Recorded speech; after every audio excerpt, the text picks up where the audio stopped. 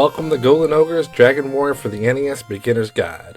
This is the third guide after Final Fantasy I and Metroid, so check the links in the descriptions to check out those games' playthroughs. As far as Dragon Warrior goes, this classic RPG is as simple as it gets. One enemy on screen and one main goal: save the princess and also save the world from the evil bad guy. There's a couple different versions you could play instead of the NES version. We'll go over those real briefly.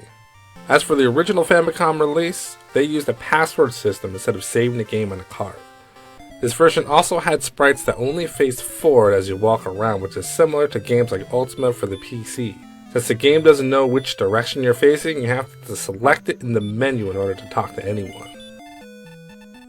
Luckily for the NES version, you get to have the battery-backed SRAM system so you can save your game to the card. In addition, the NES version also allocated more memory so that the sprites could face in any direction, and it gave a couple small visual upgrades like coastal graphics and such. 1993, Dragon Quest I would see a remake on the Super Famicom bundled with Dragon Quest II, but it never saw a US release, which gave it all the typical improvements you'd expect on the Super Famicom. 6 years later, the US finally got a port on the Game Boy Color, which had to be scaled back a bit graphically, but it still held up and it was fun. Both versions were rebalanced and based off the original Dragon Quest. This guide is specifically for the NES version, but you can apply it to any other version that you might be playing. Just like the Final Fantasy guide, this is meant to gently guide you through the game as it was intended. I won't be doing any exploits or manipulations to gain advantages in the game. We'll talk to just about everyone that's important, we'll build a plan, and we'll execute tasks. Also, there's no right way to play this game, and I'm no means an expert at this particular game. Dragon Warrior is extremely grindy, so play at your own pace and have fun. Use this series to point you to the next goal, and let's beat some games.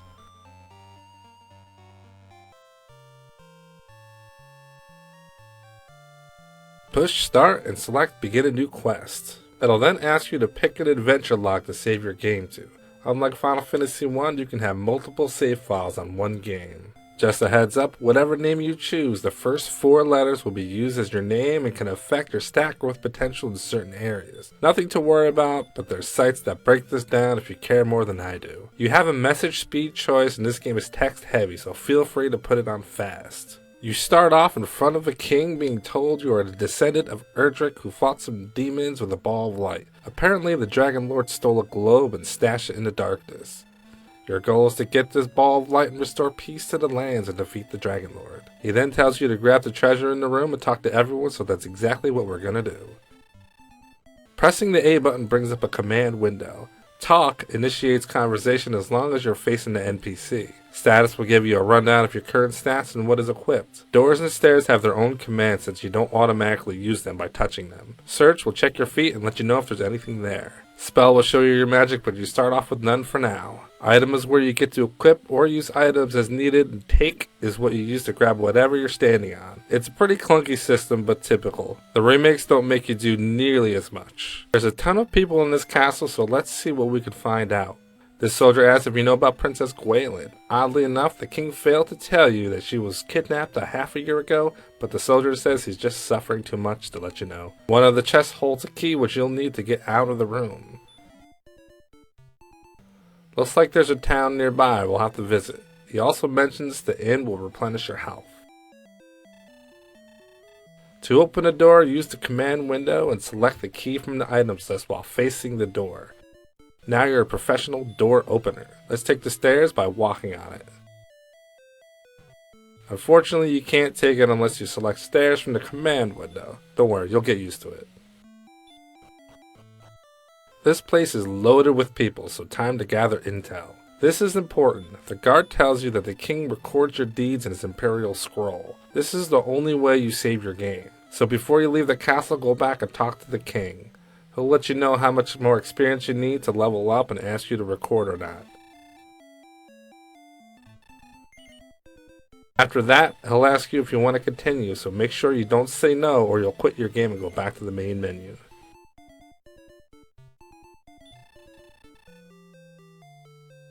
Now, for the most part, everyone in the castle is either concerned about the princess or speaks of terrible things that's happening as a result of the Dragon Lord's servants. If you walk around, you'll see some doors that are locked. Unfortunately, we don't have any keys to continue, so I think it's best to leave and just head to the next town. One thing to note is that the old man at the bottom right will replenish your magic points for free. Right now you don't know any magic, but once you do, especially heal, you can cast your magic to heal up and use this guy to fill your magic points for free. For reference, this is Tentacle Castle. Once you leave, you'll see the world view of the game, and to the east is a town. You're severely underpowered, so let's hope you don't get any enemies yet. If you do, it will most likely be a slime. Battles are pretty straightforward, one enemy, one turn.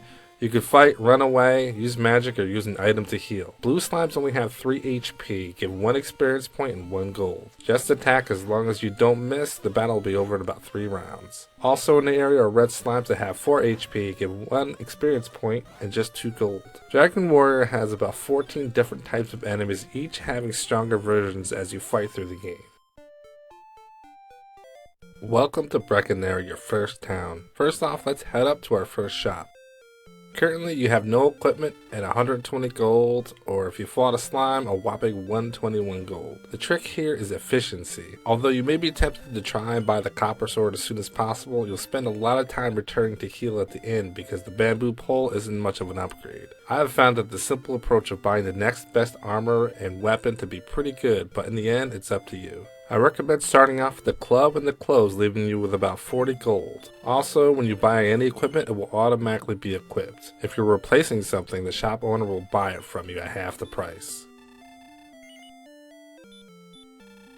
This guy gives us directions to the town of Garenham. Looks like we gotta go north, then west. We'll make note of that.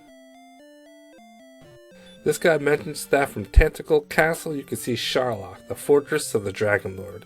You probably spotted it on the way to Breckenridge. Make your way to the southeast of the town and walk up to the tool shop. Here you can stock up on herbs to heal up, torches for any future caves, and the dragon scale. Purchase the scale. It gives you +2 defense. You'll have to go to the items menu and use it there for it to be equipped. Walking up a bit, you'll see a blue guy who tells you a town sells magic keys. We don't know where, but it's good to know. The old man to the right can remove curses. There's a locked building up north and not much of anything helpful to add from the locals, so it's time for our first grind session. What you'll want to do is stay near Breckenridge, killing blue and red slimes until you can purchase the leather armor, small shield, and the copper sword. I usually buy the items from the cheapest to the most expensive, so leather armor, small shield, and then a copper sword last. Just be sure to save your game by talking to the king. If you die, you'll keep your experience but lose half your gold. The farther north or south you go, the tougher the enemies. I recommend staying close to level 3. At level 3, you're going to learn the heal spell. Once you have that, instead of going back to the inn, you can use your magic, and as an added bonus, you can go into Tentacle Castle and replenish magic points for free, making the inn pointless for now. With the heal spell, you can feel free to fight tougher enemies since you can heal up a bit. Once you get to that point, you can head south and walk along the bottom. You can encounter enemies from the next area. They're really tough, but you can get better rewards this way. Just be careful not to die and lose half your money and have to start over. Once you get to level 5, you should have enough to get everything except the copper sword if you decide to go defense over offense in the beginning. During this time, you should have learned the magic spell Hurt, which costs 2 magic points and could do between 8 to 12 points of fire damage to an enemy. Use this spell to quickly defeat magicians or other enemies you're having trouble with as long as you have the MP left. Your next spell doesn't come till level 7, so this is what you get for now. To break up the monotony, you may have ventured a little north. This is Erdrick's Cave. There are no enemies and 2 floors. Without a torch, you won't be able to see anything, so do yourself a favor and have a couple torches on hand to get you by. On the 2nd floor, you'll find a treasure containing Erdrick's tablet. Technically, it just tells you about your quest. Not very exciting, but you'll get a taste of what caves look like in the game without fear of dying.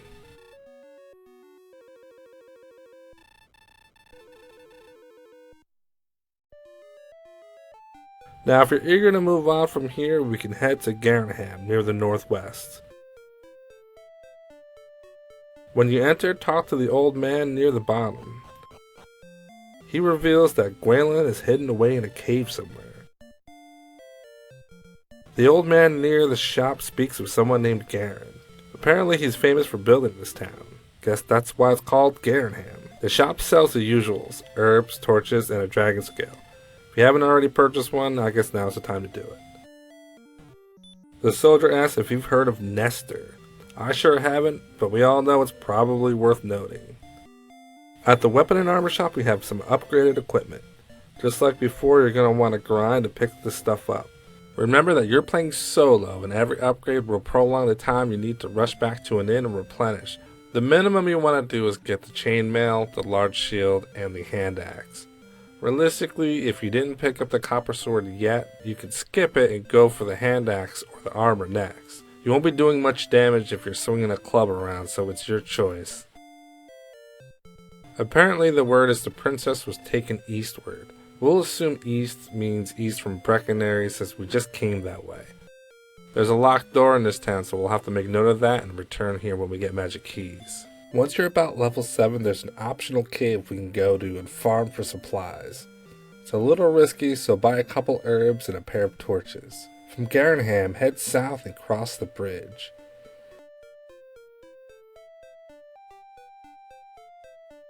From the bridge, the enemies will get a little tougher, so run when you see enemies you can't handle in 2 to 3 rounds maximum. After the bridge, keep going south past the rocky area and head east. Make sure you avoid the poisonous swamps. Eventually, you'll see a cave. Enter and light up a torch. You don't have a ton of time and you only get 9 squares of light, so you're going to need to memorize the path. Go up, right, up, then left, and follow the path ignoring the set of stairs. Keep following the path until you have to go down. You'll find a chest with an herb which you can use to heal up. Now go back and take that path we walked past and follow it to the stairs.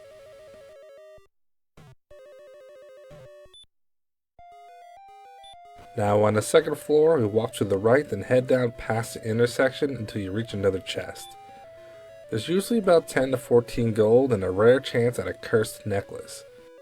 From that chest, walk straight up, then all the way to the left. Then go down and grab the 2 chests. One is a torch and the other is a fighter's ring. Just like the dragon scale, you can equip the fighter's ring for a boost in attack, but supposedly this is bugged in the NES version. I'm just not sure exactly why. Alright, now it's time to backtrack our way out. Usually I walk back and count 2 paths that I skip. Then I go down past that little split path, and to the left you're going to find the stairs. There's actually one more valuable chest on this floor. It has about 100 to 120 gold or more. You may want to wait until you're a bit of a higher level, but if you want to risk it, from the first chest we grabbed on the second floor, head left, then down, and follow the long path to the chest. Make sure you have more than 25 HP at all times before moving along. Back on the first floor, start backtracking, heading left and continuing past the staircase again. Feel free to attack everything on floor 1 to gain experience, keeping your health up as you go. Once you see the opening, go down, and left to leave. Fantastic. Gauge how that felt and then decide if you want to keep going. In this game the treasure respawns, so you can go grab the herb to heal, hit the second floor and grab the same chest again to replenish your torch each trip and stocking up on fighter's rings. Each ring can be sold for 15 gold each. Sure, it's not much, but it adds up. Keep doing this, and as you start buying up everything from Garrenham, the dungeon will become a lot easier. You can start grabbing all the treasure chests and killing everyone on the second floor without losing too much health. Just keep in mind that warlocks could put you to sleep and could do up to 10 damage even if you have good armor, so be very careful. So keep grinding whichever way you feel most comfortable, and once you get what you needed from Garrenham, go ahead and grind another 16 to 800 more. Yeah, I know it doesn't sound fun, but we want to check out a new area east of Breckenary, and you'll want to have 1800 by the time you arrive there at the new destination. This seems like a good time to end this chapter. When we come back, we'll have the chainmail, large shield, and the hand axe along with 1800 gold. In the next chapter, we're going to be heading east to visit a few towns and start actually progressing in the game. Like I said, this game is extremely grindy, but if you're playing the Super Famicom or the Game Boy Advance version, this will be a lot quicker than the original NES version. So until next time, thanks for watching and I'll see you in the next chapter.